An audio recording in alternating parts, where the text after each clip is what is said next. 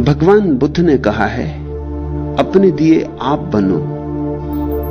तो क्या सत्य की खोज में किसी भी सहारे की कोई जरूरत नहीं? यह जानने को भी तो तुम्हें बुद्ध के पास जाना पड़ेगा ना। अपने दिए आप बनो, इतनी ही जरूरत है गुरु की। गुरु तुम्हारी बैसाखी नहीं बनने वाला है। जो वैसाखी बन जाए तुम्हारी, वो तुम्हारा दुश्मन है, गुरु नहीं। क्योंकि जो वैसाखी बन जाए तुम्हारी, वो तुम्हें सदा के लिए लंगड़ा कर देगा। और अगर वैसाखी पर तुम निर्भर रहने लगे तो तुम अपने पैरों को कब खोजोगे, अपनी गति कब खोजोगे, अपनी ऊर्जा कब खोजोगे? जो तुम्हारे लिए हाथ पकड़ के चलाने लगे, वो गुरु तुम्हें अंधा रखेगा। जो कहे मेरा तो दिया जला है, तुम्हें दिया जलाने की क्या जरूरत, देख लो मेरी रोशनी में, चले आओ मेरे साथ, उस पर भरोसा मत करना। क्योंकि आज नहीं कल रास्ते अलग हो जाएंगे। कब रास्ते अलग हो जाएंगे कोई भी नहीं जानता। कब मौत आके बीच में दीवार बन जाएगी कोई भी नहीं जानता। तब तुम एकदम घुप अंधेरे में छूट जाओ। गुरु की रोशनी को अपनी रोशनी मत समझ लेना, ऐसी भूल अक्सर हो जाती है। सूफियों की कहानी कि दो आदमी एक रास्ते पर चल रहे हैं। एक आदमी के हाथ में लालटेन और एक आदमी के हाथ में कोई लालटेन नहीं। कोई घंटों तक भी दोनों साथ साथ चलते रहे, आधी रात हो गई, मगर जिसके हाथ में लालटेन नहीं, उसे इस बात का ख्याल भी पैदा नहीं होता कि मेरे हाथ में लालटेन नहीं। जरूरत क्या? दूसरे आदमी के हाथ में लालटेन है और रोशनी पड़ रही, और जितना जिसके हाथ में लालटेन हो उसको रोशनी मिल रही है, उतनी उसको भी मिल रही जिसके हाथ में लालटेन नहीं। दोनों मजे से गपशप करते चले जाते। फिर वो जगह आ गई जहां लालटेन वाले ने कहा, मेरा रास्ता तुमसे अलग होता है, अलविदा। फिर घुप अंधेरा हो गया। आज नहीं कल गुरु से विदा हो जाना पड़ेगा, या गुरु विदा हो जाएगा। सदगुरु वही है जो विदा होने के पहले तुम्हारा दिया जलाने के लिए तुम्हें सचेत करे। इसलिए बुद्ध ने कहा है, अप्पो दीपो भव, अपने दिए खुद बनो। ये भी जिंदगी भर कहा, लेकिन नहीं सुना लोगों ने। जिन्होंने सुन लिया उन्होंने तो अपने दिए जला लिए, लेकिन कुछ इसी मस्ती में रह के करना क्या है। बुद्ध तो है। आनंद से कही है ये बात उन्होंने। आनंद भी उन्हीं नासमझों में एक था जो बुद्ध की रोशनी में 40 साल तक चलता रहा। स्वभावतः 40 साल तक रोशनी मिलती रहे तो लोग भूल ही जाएंगे कि अपने पास रोशनी नहीं है, कि हम अंधे। 40 साल तक किसी जागे का साथ मिलता रहे तो स्वभावतः भूल हो जाएगी। लोग ये भरोसा ही कर लेंगे कि हम भी पहुंच ही गए। रोशनी तो सदा रहती, भूल चूक होती नहीं, भटकते नहीं, गड्ढों में गिरते नहीं। और आनंद बुद्ध के सर्वाधिक निकट रहा। 40 साल छाया की तरह साथ रहा, सुबह सांझ रात दिन। 40 साल में एक दिन भी बुद्ध को छोड़कर नहीं गया। बुद्ध भीख मांगने जाएं तो आनंद साथ जाएगा, बुद्ध सोए तो आनंद साथ सोएगा, बुद्ध उठे तो आनंद साथ उठेगा। आनंद बिल्कुल छाया था, भूल ही गया होगा, उसको हम क्षमा कर सकते हैं। 40 साल रोशनी ही रोशनी, उठते बैठते रोशनी, जागते सोते रोशनी, भूल ही गया होगा। फिर बुद्ध का अंतिम दिन आ गया, रास्ते अलग हुए और बुद्ध ने कहा कि अब मेरी आखिरी घड़ी आ गई, अब मैं विदा लूंगा। भिक्षुओं, किसी को कुछ पूछना हो तो पूछ लो, बस आज मैं आखिरी सांस लूंगा। जिन्होंने अपने दिए जला लिए थे वे तो शांत अपने दिए जलाए बैठे रहे, परम अनुग्रह से भरे हुए। न मिलता बुद्ध का साथ तो शायद हमें याद भी ना आती कि हमारे भीतर दिए के जलने की संभावना है। न मिलता बुद्ध का साथ, न बुद्ध हमें चोट करते रहते बार बार कि जागो जागो जलाओ अपना दिया, तो शायद हमें पता भी होता शास्त्र से पढ़ के कि हमारे भीतर दिए की जलने की संभावना है, तो भी हमने न जलाया होता। हमें यह भी पता होता कि संभावना है, जल भी सकता है, तो विधि मालूम नहीं थी। आखिर दिया बनाना हो तो विधि भी तो आनी चाहिए, बाती बनानी आनी चाहिए, तेल भरना आना चाहिए, फिर दिया ऐसा होना चाहिए कि तेल बह ना जाए, फिर दिए को संभाल भी करनी होती, नहीं तो कभी बाती तेल में ही गिर जाएगी और दिया बुझ जाएगा। वो साज संभाल भी आनी चाहिए, विधि भी आनी चाहिए, फिर चकमक पत्थर भी खोजने चाहिए, फिर आग पैदा करने की कला भी होनी चाहिए। तो अनुग्रह से भरे थे जिन्होंने पा लिया था, वे तो शांत चुपचाप बैठे रहे, गहन आनंद में, गहन अहोभाव में।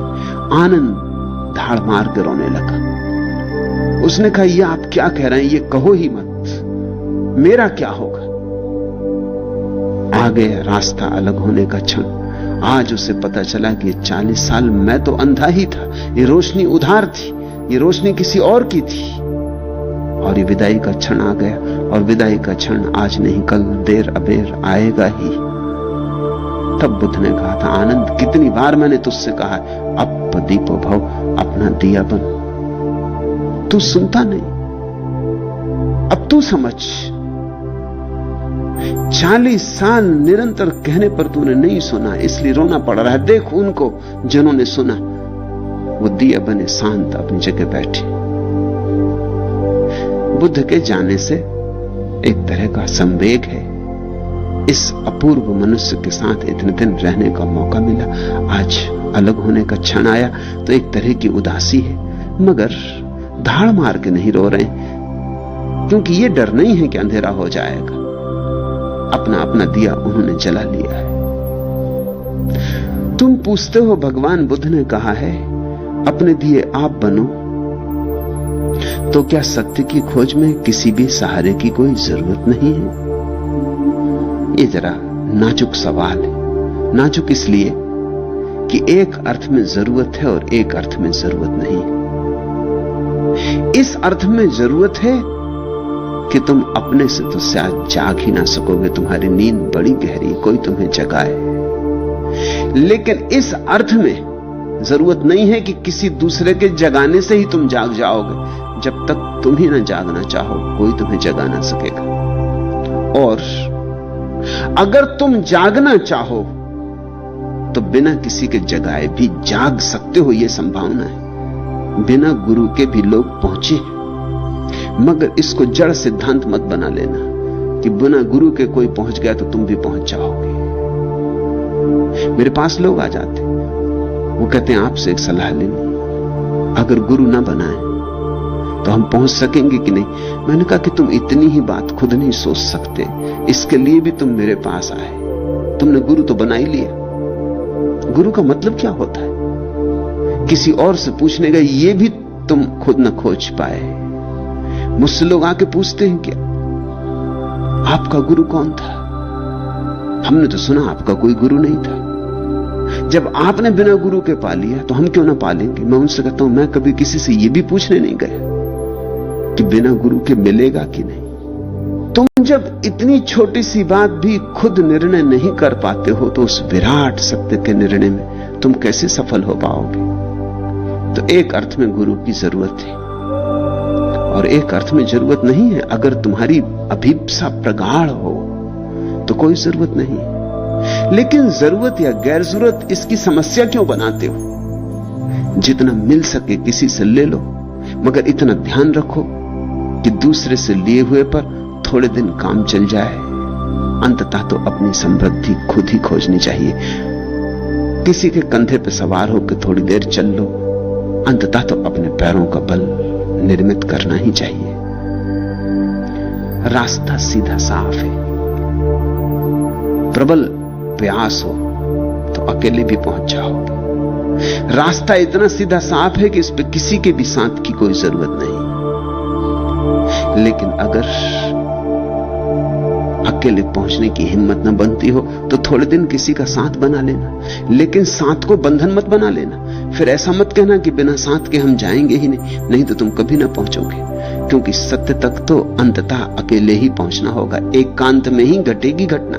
उस एकांत में तुम्हारा गुरु भी तुम्हारे साथ मौजूद नहीं होगा। गुरु तुम्हें संसार से मुक्त होने में सहयोगी हो सकता है, लेकिन परमात्मा से मिलने में सहयोगी नहीं हो सकता। संसार से छुड़ाने में सहयोगी हो जाएगा। संसार छूट जाए तो फिर तुम्हें एकांत में परमात्मा से मिलना होगा। वह मिलन भीड़ भाड़ में नहीं होता।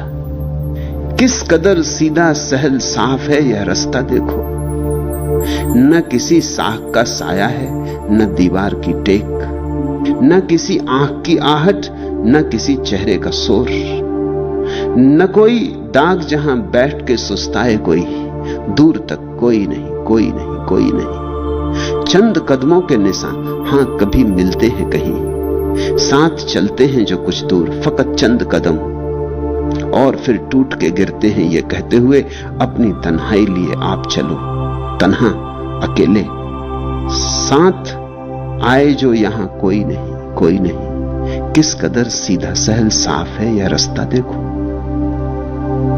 थोड़ी दूर किसी के कदम के साथ चल लो, ताकि चलना आ जाए। मंजिल नहीं आती इससे, सिर्फ चलने की कला आती। थोड़ी दूर किसी के पग चिन्हों पर चल लो, ताकि पैरों को चलने का अभ्यास हो जाए। इससे मंजिल नहीं आती, मंजिल तो तुम्हारे ही चलने से आएगी, किसी और के चलने से नहीं। मेरी आंख से तुम कैसे देखोगे? हां, थोड़ी देर को तुम मेरी आंख में झांक सकते हो। तुम मेरे हृदय से कैसे अनुभव करोगे? हां, थोड़ी देर किसी गहन भाव की दशा में तुम मेरे हृदय के साथ धड़क सकते हो। निश्चित ही किसी प्रेम की घटना में थोड़ी देर को तुम्हारा हृदय और मेरा हृदय एक ही लय में बद्ध हो सकते। उस देर क्षण भर को तुम्हें रोशनी दिखेगी, उस देर को क्षण भर को आकाश खुला दिखाई पड़ेगा, सब बादल हट जाएंगे, लेकिन ये थोड़ी ही देर को होगा। अंततः तो तुम्हें अपने हृदय का सरगम खोजना ही है। किस कदर सीधा सहल साफ है यह रास्ता देखो, न किसी साख का साया है, न दीवार की टेक, न किसी आंख की आहट, न किसी चेहरे का शोर, न कोई दाग जहां बैठ के सुस्ताए कोई, दूर तक कोई नहीं, कोई नहीं, कोई नहीं। चंद कदमों के निशान, हां कभी मिलते हैं कहीं, साथ चलते हैं जो कुछ दूर, फकत चंद कदम, और फिर टूट के गिरते हैं ये कहते हुए, अपनी तन्हाई लिए आप चलो, तन्हा अकेले, साथ आए जो यहां कोई नहीं, कोई नहीं। किस कदर सीधा सहल साफ है यह रास्ता देखो। अच्छा है कि तुम्हें परमात्मा तक अकेले ही पहुंचने की संभावना है, नहीं तो किसी पर निर्भर होना पड़ता, और निर्भरता से कभी कोई मुक्ति नहीं आती। निर्भरता तो गुलामी का ही एक अच्छा नाम है। निर्भरता तो दास्ता ही है, वो दास्ता की ही दास्तान है, नए ढंग से लिखी गई, नए लफ्जों में, नए शब्दों में, नए रूप रंग से, लेकिन बात वही है। इसलिए कोई सद्गुरु तुम्हें गुलाम नहीं बनाता, और जो गुलाम बना ले वहां से भाग जाना, वहां क्षण भर मत रुकना, वहां रुकना खतरनाक है। जो तुम्हें कहे कि मेरे बिना तुम्हारा कुछ भी नहीं होगा, जो कहे मेरे बिना तुम कभी नहीं पहुंच सकोगे, जो कहे मेरे पीछे ही चलते रहना तो ही परमात्मा मिलेगा, नहीं तो चूक जाओगे, ऐसा जो कोई कहता हो उससे बचना। उसे स्वयं भी अभी नहीं मिला है, क्योंकि यदि उसे स्वयं मिला होता तो एक बात उसे साफ हो गई होती कि परमात्मा जब मिलता है, एकांत में मिलता, वहां कोई नहीं होता, कोई दूसरा नहीं होता। उसे परमात्मा तो मिला ही नहीं है, उसने लोगों के शोषण करने का नया ढंग, नई तरकीब ईजाद कर ली। उसने एक जाल ईजाद कर लिया है जिसमें दूसरों की गर्दनें फंस जाएंगी। ऐसा आदमी धार्मिक नहीं है, राजनीतिक है। ऐसा आदमी गुरु नहीं है, नेता है। ऐसा आदमी भीड़ भाड़ को अपने पीछे खड़े करके अहंकार का रस लेना चाहता है। इस आदमी से सावधान रहना, इस आदमी से दूर दूर, इस आदमी के पास मत आना। जो तुमसे कहे कि मेरे बिना परमात्मा नहीं मिलेगा, वो महान से महान असत्य बोल रहा है, क्योंकि परमात्मा उतना ही तुम्हारा है जितना उसका। हां, ये हो सकता है कि तुम जरा लड़खड़ाते हो,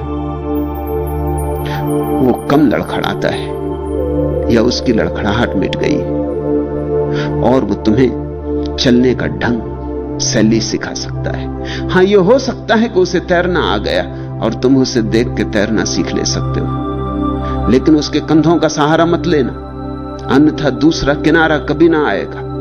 उसके कंधों पर निर्भर मत हो जाना, नहीं तो वही तुम्हारे बर्बादी का कारण होगा।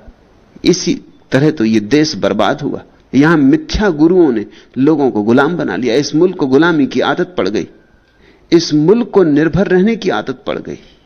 ये जो 1000 साल इस देश में गुलामी आई, इसके पीछे और कोई कारण नहीं। इसके पीछे न तो मुसलमान हैं, न मुगल हैं, न तुर्क हैं, न हून हैं, न अंग्रेज। इसके पीछे तुम्हारे मिथ्या गुरुओं का जाल है। मिथ्या गुरुओं ने तुम्हें सदियों से यह सिखाया है निर्भर होना। उन्होंने इतना निर्भर होना सिखा दिया कि जब कोई राजनीतिक रूप से भी तुम्हारी छाती पर सवार हो गया, तुम उसी पर निर्भर हो गए। तुम उसी के जी हजूर, उसी को कहने लगे। तुम उसी के सामने सिर झुका के खड़े हो गए। तुम्हें आजादी का रस ही नहीं लगा, स्वाद ही नहीं लगा। अगर कोई मुझसे पूछे तो तुम्हारी गुलामी की कहानी के पीछे तुम्हारे गुरुओं का हाथ है। उन्होंने तुम्हें मुक्ति नहीं सिखाई, स्वतंत्रता नहीं सिखाई। काश बुद्ध जैसे गुरुओं की तुमने सुनी होती तो इस देश में गुलामी का कोई कारण नहीं था। काश तुमने व्यक्तित्व सीखा होता, निजता सीखी होती। काश तुमने यह सीखा होता कि मुझे मुझ ही होना है, मुझे किसी दूसरे की प्रतिलिपि नहीं होना है और मुझे अपना दिया खुद बनना है। तो तुम बाहर के जगत में भी पैर जमा के खड़े होते। यह अपमानजनक बात न घटती कि 40 करोड़ का मुल्क मुट्ठी भर लोगों का गुलाम हो जाए। कोई भी आ जाए और यह मुल्क गुलाम हो जाए। जरूर इस मुल्क की आत्मा में गुलामी की गहरी छाप पड़ गई। किसने डाली ये छाप? किसने ये जहर तुम्हारे खून में घोला? किसने विषाक्त की तुम्हारी आत्मा? किसने तुम्हें अंधेरे में रहने के लिए विधियां सिखाई? तुम्हारे तथाकथित गुरुओं ने। वे गुरु नहीं थे। गुरु तो बुद्ध जैसे व्यक्ति ही होते जो कहते हैं अप्पो दीपो भव, एकांत में ही बजेगा अंतिम संगीत, एकांत में ही उतरेगी समाधि, एकांत में ही होगा मिलन। मुझसे एक नज्म का वादा है मिलेगी मुझको, डूबती नब्जों में जब दर्द को नींद आने लगे, जर्द सा चेहरा लिए चांद उफक पर पहुंचे, दिन अभी पानी में हो रात किनारे के करीब, न अंधेरा न उजेला हो, न यह रात न दिन, जिस्म जब खत्म हो और रूह को जब सांस आए, मुझसे एक नज्म का वादा है मिलेगी मुझको। एक गीत तुम्हारे भीतर घटने को है, वायदा है एक गीत का कि मैं आऊंगा, बरसूंगा तुम पर, लेकिन कब? जब सब समाप्त हो जाए। मुझसे एक नज्म का वादा है मिलेगी मुझको, डूबती नब्जों में जब दर्द को नींद आने लगे, जब तुम्हारे जीवन की सारी पीड़ाएं छूट जाएं, जब तुम्हारे दर्द की आदतें मिट जाएं, जर्द सा चेहरा लिए चांद उफक पर पहुंचे, दिन अभी पानी में हो रात किनारे के करीब, न अंधेरा न उजाला हो, द्वंद्व जहां मिट जाए, न अंधेरा न उजाला हो, न यह रात न दिन। इसलिए तो हम संध्या शब्द का उपयोग करते प्रार्थना के लिए। क्यों संध्या का उपयोग करते? संध्या का अर्थ ही प्रार्थना हो गया। लोग कहते हैं अभी वे संध्या कर रहे हैं। संध्या का मतलब न अंधेरा हो न उजाला हो, न यह रात न दिन, मध्य में हो। सब द्वंद्व छूट जाएं, सब अतियां छूट जाएं, न इस तरफ न उस तरफ कोई झुकाव न रह जाए, कोई चुनाव न रह जाए, कोई विकल्प न रह जाए, न जीवन न मृत्यु, न वसंत न पतझड़, न सुख न दुख। संध्या आ जाए। दिन अभी पानी में हो रात किनारे के करीब, न अंधेरा न उजाला हो, न यह रात न दिन, जिस्म जब खत्म हो और जिसे तुमने अब तक जाना है कि मैं हूं, जिसे तुमने माना है कि मैं हूं, वो जब मिटने लगे, जिस्म जब खत्म हो और रूह को जब सांस आए। ये जो सांसें तुमने समझी हैं